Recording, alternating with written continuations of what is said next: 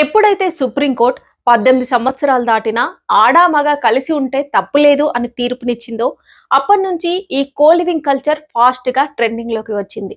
ఇప్పుడు friends lovers విడివిడిగా ఎక్కడెక్కడో హాస్టల్లో ఉండే కంటే ఒకే రూమ్ లో ఉండి జాబ్ చేసుకోవచ్చు, స్టడీస్ చేసుకోవచ్చు, ఎగ్జామ్ కి ప్రిపేర్ అవ్వచ్చు అనేది అటు స్టూడెంట్స్ ఇటు హాస్టల్స్ నిర్వహించేవారు కానీ హోటల్స్ లో రూమ్స్ ఆఫర్ చేసే వాళ్ళు కానీ చెప్తున్నమాట.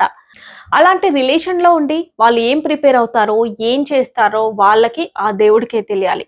ఇంతవరకు బానే ఉంది. వాళ్ళిద్దరి మధ్య ఎలాంటి రిలేషన్ లేకపోయినా పెళ్లి కాకపోయినా కలిసి ఉండొచ్చు అనేది మన సాంప్రదాయం కాదు అని వ్యతిరేకిస్తున్న వాళ్ళు ఉన్నారు. ఈ కోలివింగ్ హాస్టల్స్ అమీర్పేట్, ఎస్ఆర్ నగర్, మాదాపూర్, గచ్చిబౌలి, రాయదుర్గం, కేబిహెచ్బి వంటి ప్రాంతాల్లో ఈ కల్చర్ ఎక్కువగా కనిపిస్తుంది.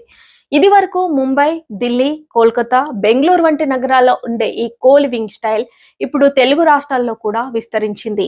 కొంతమంది హాస్టల్ నిర్వాహకులు కోలివింగ్ పేరుతో అమ్మాయిలు అబ్బాయిలు కలిసి ఉండేలా పీజీ హాస్టల్స్ లో అన్ని సౌకర్యాలతో గదులు అద్దెకిచ్చి ఆ గదిలో జరిగే నేరాలకు, ఇల్లీగల్ యాక్టివిటీస్ కి కారణమవుతున్నారు. ముఖ్యంగా IT hub, financial district, Hitech City, Madhapur, Rayadurgam ప్రాంతాల్లో నేషనల్ లెవెల్లో పేరున్న కంపెనీలు కోలివింగ్ రూమ్స్ ని అందుబాటులోకి తీసుకొచ్చాయి.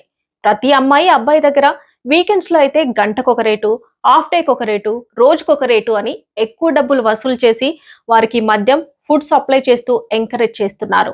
అయితే కొంతమంది సామాజిక నిపుణులు, తల్లిదండ్రులు కోలివింగ్ రిలేషన్ అస్సలు మంచిది కాదని చెప్తున్నారు, ఆందోళన చెందుతున్నారు. ఈ కోలివింగ్ రిలేషన్ వల్ల మంచి కంటే చెడే ఎక్కువ జరిగే ఛాన్స్ ఉందని, పిల్లలు చెడిపోయే అవకాశం ఎక్కువగా ఉంటుందని, అందుకు మనమే ప్రోత్సహించి సమాజాన్ని పాడు చేసిన వాళ్ళం అవుతామని న్యాయ నిపుణులు హెచ్చరిస్తున్నారు. ఈ కోలివింగ్ కల్చర్ పై తల్లిదండ్రులు ఓ కన్నేసి ఉంచాలని, పిల్లల్ని ఎప్పటికప్పుడు కనిపెడుతూ ఉండాలని తస్మాత్ జాగ్రత్త అంటూ హెచ్చరిస్తున్నారు. ఈ కోలివింగ్ కల్చర్ పైన ఒక్కొక్కటి ఒక్కో అభిప్రాయం. మరి మీరేమంటారు?